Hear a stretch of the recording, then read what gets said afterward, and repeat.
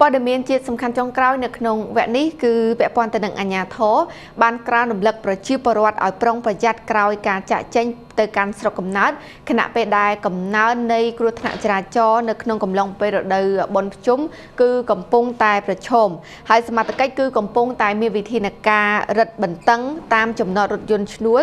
និងកន្លែងសំខាន់ៗដើម្បីបង្ការក៏ដូចជាទប់ស្កាត់នៅគ្រោះថ្នាក់ចរាចរណ៍និងអគ្គិភ័យហើយសម្រាប់ព័ត៌មានលម្អិតសូមអញ្ជើញលោកអ្នកស្ដាប់នៅសេចក្តីរាយការណ៍របស់លោកស្រីតារា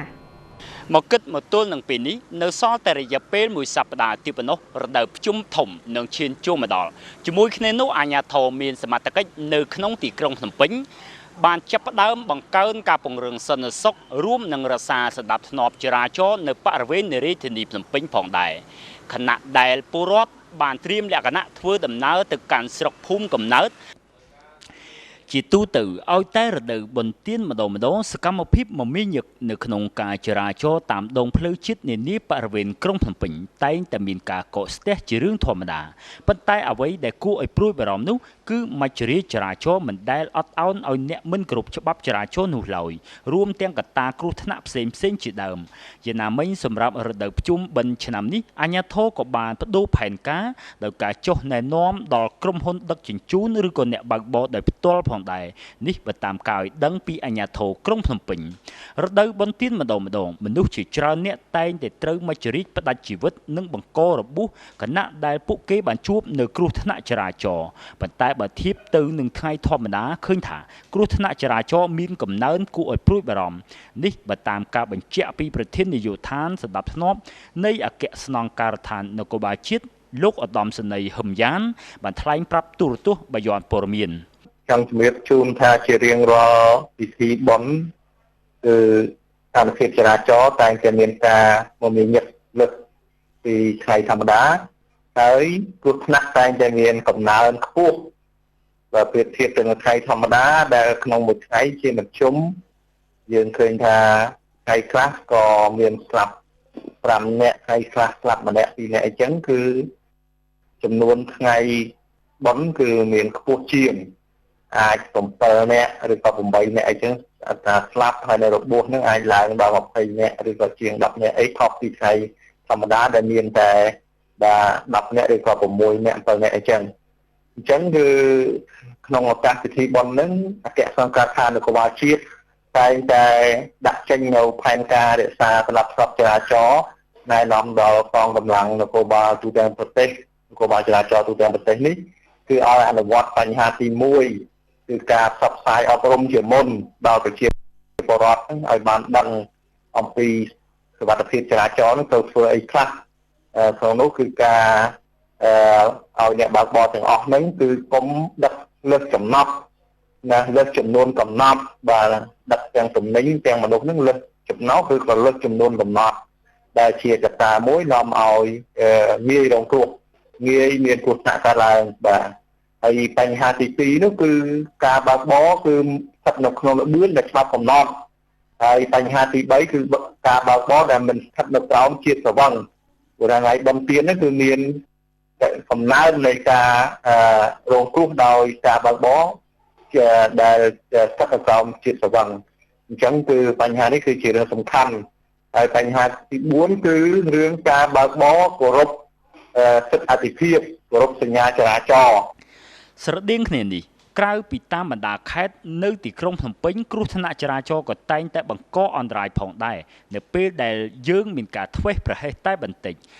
ក្រៅពីគ្រោះថ្នាក់ចរាចរណ៍រាល់រដូវបុណ្យទានករណីអគ្គិភ័យក៏ជាកត្តាប្រឈមចំពោះពលរដ្ឋផងដែរម្ល៉េះហើយទើបរដូវបុណ្យទានឆ្នាំនេះសមត្ថកិច្ចបានបង្កើនការពង្រឹងរក្សាការពារគ្រោះអគ្គិភ័យទុកជាមុនដោយការដាក់ពង្រាយរថយន្តពលិតអគ្គិភ័យជាច្រើនគ្រឿងទៅតាមគោលដៅជាមុន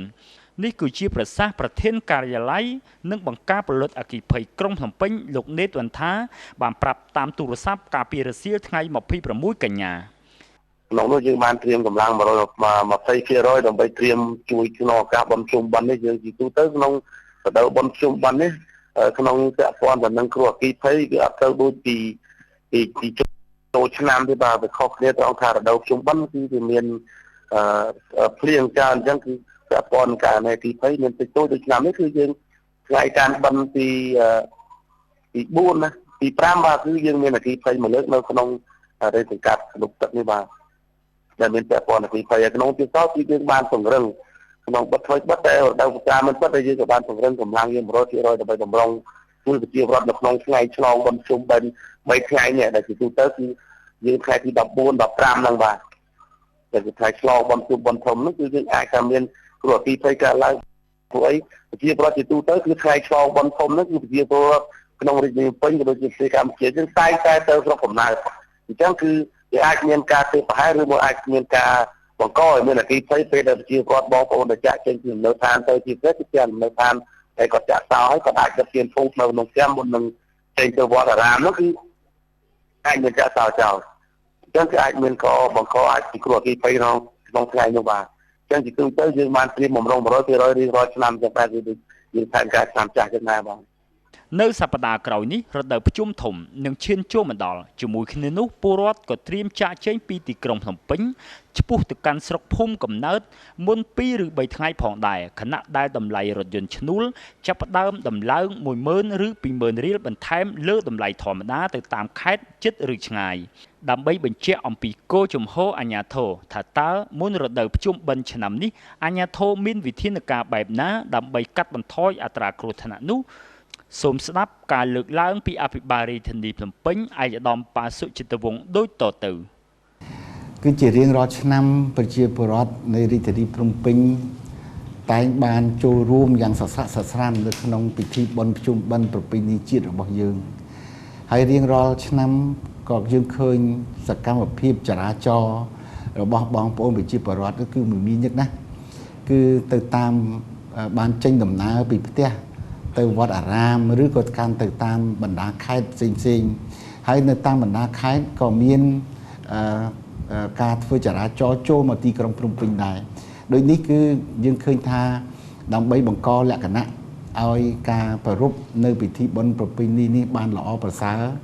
គឺការងារសន្តិសុខការងារសម្រាប់ធ្នាប់ចរាចរណ៍គឺជាកិច្ចការដ៏សំខាន់ដែលសាលារាជធានីភ្នំពេញចាំបាច់ត្រូវបង្កើនកិច្ចការពារនេះឲ្យបានហ្មត់ចត់ហើយក្នុងនោះដែរយកឱកាសនេះក៏ខ្ញុំសូមដើម្បីធ្វើការអំពាវនាវជូនដល់ប្រជាពលរដ្ឋយើងរៀងរាល់ពិធីបុណ្យប្រពៃណីរបស់ខ្មែរយើងម្ដងគឺយើងតែងតែមានកើតនៅបញ្ហាអគ្គិភ័យឬក៏បញ្ហាគ្រោះថ្នាក់ចរាចរណ៍ដែលនេះជាប្រការដ៏សំខាន់ដែលចាំបាច់ត្រូវតែមានការយកចិត្តទុកដាក់និងការប្រុងប្រយ័ត្នការងារចរាចរណ៍នេះគឺជាប្រធានបទដ៏សំខាន់ដែលជារៀងរាល់ថ្ងៃនៅក្នុងរាជធានីភ្នំពេញយើងក៏ដូចជានៅទូទាំងប្រទេសតែបានកើតឡើងនៅគ្រោះថ្នាក់ដែលធ្វើឲ្យមានការបាត់បង់អាយុជីវិតប្រជាពលរដ្ឋយើងក្នុងមួយថ្ងៃគឺមិនតិចជាង6នាក់ទេដែលបាត់បង់អាយុជីវិតហើយក៏មានអ្នករបួសរហូតទៅដល់40នាក់ដែលក្នុងនោះអ្នករបួសធ្ងន់ពី15នាក់ទៅ20នាក់អញ្ចឹងបើគិតទៅទូទាំងមួយឆ្នាំបើយើងគិតពិចារណាមធ្យមគឺមានប្រជាពលរដ្ឋយើងរហូតទៅដល់ជាង1000នាក់ដែលត្រូវរងគ្រោះដល់អាយុជីវិតនេះគឺជាគ្រោះមហន្តរាយធំណាស់ដែលកើតចេញពីគ្រោះថ្នាក់ចរាចរណ៍ហើយរហូតទៅដល់ខូចខាតទ្រព្យសម្បត្តិនិងថវិកា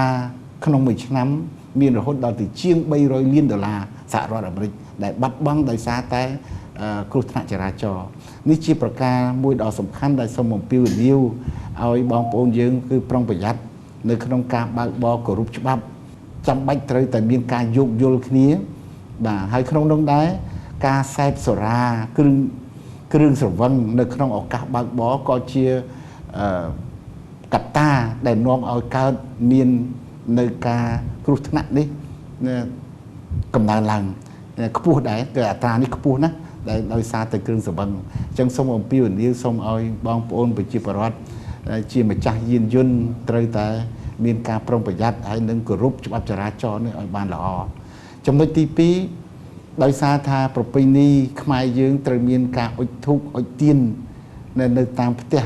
ឬក៏នៅតាមទីសាធារណៈនានា នោះក៏ចាំបាច់ត្រូវប្រុងប្រយ័ត្នពាក់ព័ន្ធទៅនឹងអគ្គិភ័យផងដែរចឹងហើយនេះជាគ្រោះមហន្តរាយធំពីរដែលតែងតែកើតមានដែលខ្ញុំសូមយកឱកាសដើម្បីអំពាវនាវបង្កើនការប្រុងប្រយ័ត្ននៅក្នុងបុណ្យខាងមុខនេះបាទ សូមបញ្ជាក់ថានៅសល់3ឬ4ថ្ងៃទៀតប៉ុណ្ណោះចរាចរណ៍តាមបណ្ដោយផ្លូវជាតិសំខាន់ចាប់ផ្ដើមមមាញឹកហើយគណៈដែលពលរដ្ឋរាប់សិបម៉ឺននាក់នឹងសម្រុកចាក់ចេញពីទីក្រុងភ្នំពេញទាំងយប់ទាំងថ្ងៃដើម្បីធ្វើដំណើរតាមរថយន្តឈ្នួលនិងម៉ូតូឆ្ពោះទៅកាន់ស្រុកភូមិកំណើតជាមួយគ្នានោះសមត្ថកិច្ចក៏ត្រៀមបង្ការទប់ស្កាត់ឬក៏ត្រួតពិនិត្យរថយន្តឈ្នួលនៅដើមទីដែលជាកន្លែងចំណតរថយន្តផងដែរដូចជាចំណតរថយន្តផ្សារធំថ្មីចំណតរថយន្តសូរិយាចំណតរថយន្តផ្សារដើមគោហើយនិងចំណតរថយន្តផ្សារអូរស័យជាដើម